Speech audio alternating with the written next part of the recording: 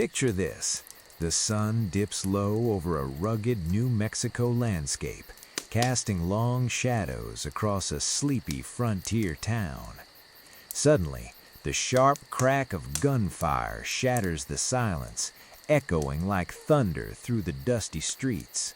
Men on horseback charge, revolvers blazing, as chaos erupts in a whirlwind of smoke and shouts. In the midst of this frenzy stands a slender young man, no older than 21, his eyes sharp and determined, a six-shooter gripped tightly in his hand. This is the world of Billy the Kid, the Wild West's most infamous outlaw. But was he truly the cold-blooded killer of legend, or a misunderstood youth swept up in the brutal tides of frontier justice? Today, we dive deep into the untold truth about Billy the Kid, debunking myths, exploring forgotten details, and unraveling the complex web of history that made him a legend. Buckle up, because this tale is wilder than any Hollywood Western. Stick around to the end for some mind-blowing conspiracy theories that might just change how you see his story. Let's start at the very beginning, where the facts are as hazy as a desert mirage. Billy the Kid, born Henry McCarty around November 23, 1859, entered a world far removed from the gun-slinging saloons we associate with him. Most historians believe he was born in the crowded, poverty-stricken tenements of New York City's East Side to Irish immigrant parents amid the chaos of the Industrial Revolution. His father, Patrick McCarty, was likely a laborer who vanished early, some say from disease, others from the Civil War drafts that tore families apart, leaving his mother, Catherine, to raise Henry and his younger brother Joseph in grinding poverty. Catherine, a tough Irish woman, worked as a laundress, taking in washing from wealthier families while battling the tuberculosis that plagued urban slums. But New York offered no future for a single mother with two boys, so Catherine sought the promise of the West. She remarried William Antrim in Indiana, a miner with dreams of striking it rich. The family migrated further, first to Wichita, Kansas, where wide-open plains replaced city streets, and then to Silver City, New Mexico by 1873. Imagine young Billy, then a boy of 13 or 14, riding in a creaking wagon across vast prairies, the air filled with the scent of sagebrush and the distant howls of coyotes. Silver City was a booming mining town, full of prospectors, saloons, and opportunity, but also lawlessness and hardship. Life there had glimmers of normalcy. Billy attended school when he could, earning praise from teachers for his quick mind and neat handwriting. Classmates recalled him as polite, with a mischievous grin, fond of dancing and baseball. He picked up fluent Spanish from Mexican neighbors, a skill that later helped him navigate the multicultural frontier. But darkness loomed. Catherine's tuberculosis worsened in the dry air she hoped would cure, and she died in September 1874. Billy, now 14, was devastated. His stepfather, Antrim, was indifferent at best, often absent, chasing mining claims, leaving the boys to fend for themselves. Orphaned in spirit, Billy drifted into petty crime for survival.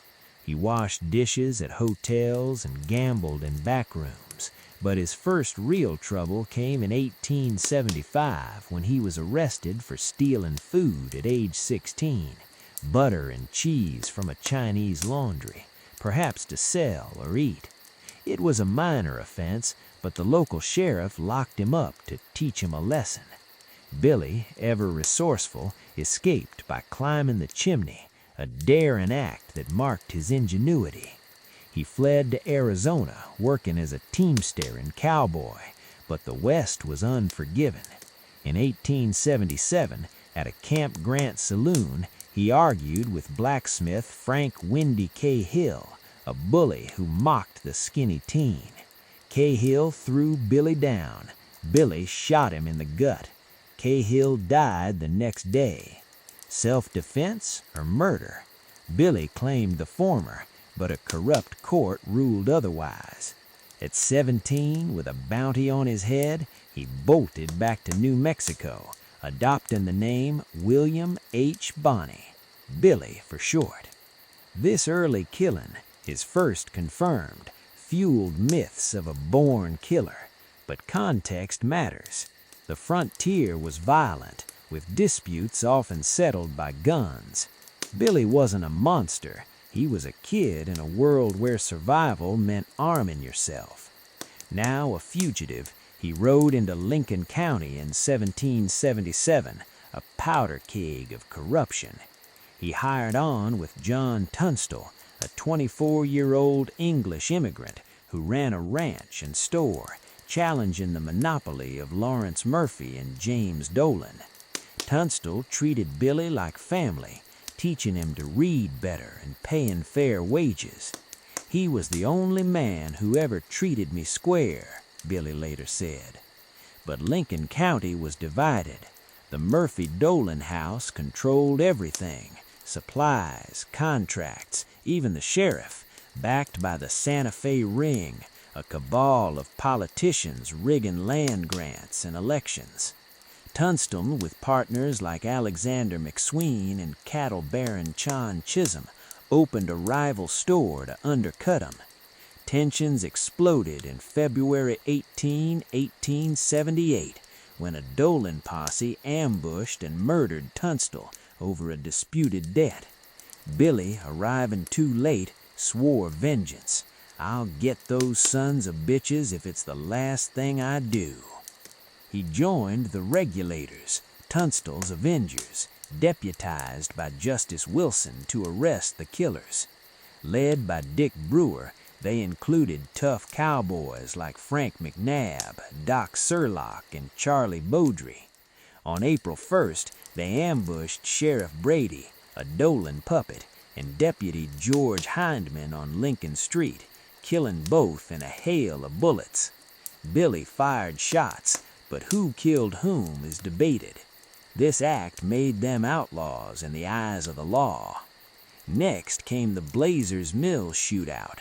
Tracking Dolan's men, the Regulators cornered Andrew Buckshot Roberts, a grizzled gunman with a shotgun wound from a prior fight. Barricaded in the mill, Roberts held off 13 men for hours, killing Brewer with a long-range rifle shot before Billy and others finished him. "It was the damnedest fight I ever saw," a witness said. The war raged on, with ambushes and cattle rustling on both sides. Billy's exploits here showed his marksmanship and loyalty. He once rode 81 miles in a day to warn allies. The climax was the 5-day battle in July 1878. Holed up in McSween's large adobe house, the Regulators faced Dolan's forces, bolstered by Army troops from Fort Stanton, called in under false pretenses. Gunfire echoed for days. Snipers picked off men from rooftops. On July 19th, the attackers torched the house. McSween emerged to surrender and was cut down. Amid flames and smoke, Billy led a breakout, leaping through a window and dashing to safety under cover of darkness. "The kid fought like a tiger," one Regulator recalled. The battle left 5 Regulators and McSween dead, but Billy escaped, his legend growing. Governor Lew Wallace, fresh from writing Ben-Hur, offered amnesty for testimony. Billy met him in a Lincoln shack, surrendering briefly in 1879 for a pardon promise. But the ring's influence scuttled it. Billy bolted again, rustling to survive with a small gang. His kill count during this period is debated. Historians confirm around 4 to 9, mostly war-related, not the 21, one for each year myth from Pat Garrett's sensational book. Billy was charismatic, often sparing lives and helping poor Hispanos, earning Robin Hood status. One exploit, he stole cattle from Chisholm, ironically his ally, to fund his gang, blending survival with rebellion. Captured in Stinking Springs in December 1880 after a freezing siege, Billy's gang holed up in a rock house, out of food. Billy surrendered to Garrett, now sheriff, joking, "Pat, you son of a bitch, I'm starving." Tried in Mesilla for Brady's murder, he quipped in court, charming even jurors. Convicted and sentenced to hang, he was chained in Lincoln's courthouse under Bell and Ollinger. On April 28, 1881, Billy slipped his cuffs, killed Bell, then shot Ollinger from a window with his own shotgun. "The kid has escaped," headlines screamed. Free, he hid in Fort Sumner, dancing at fiestas and romancing girls like Celsa Gutierrez, even writing letters to Wallace begging for a pardon. Garrett tracked him to Pete Maxwell's ranch on July 14th. In a dark room, Billy entered asking, "Ken S?" Garrett fired, killing him instantly, or so the story goes. Buried quickly, doubts lingered. No photos, conflicting accounts. In 1950, Brushy Bill Roberts claimed to be Billy, knowing obscure details and showing scars. He sought a pardon but died before tests. DNA efforts in 2003 failed due to grave floods. Did Garrett fake it for the $500 bounty? Some say Billy lived in Mexico as Ollie Roberts. Films like Young Guns keep the debate alive, portraying him as a rebel icon. Billy symbolized the West's chaos, a poor kid turned legend. Hero or villain? You decide. Like, comment, subscribe for more. Next, Jesse James. See you on the trail.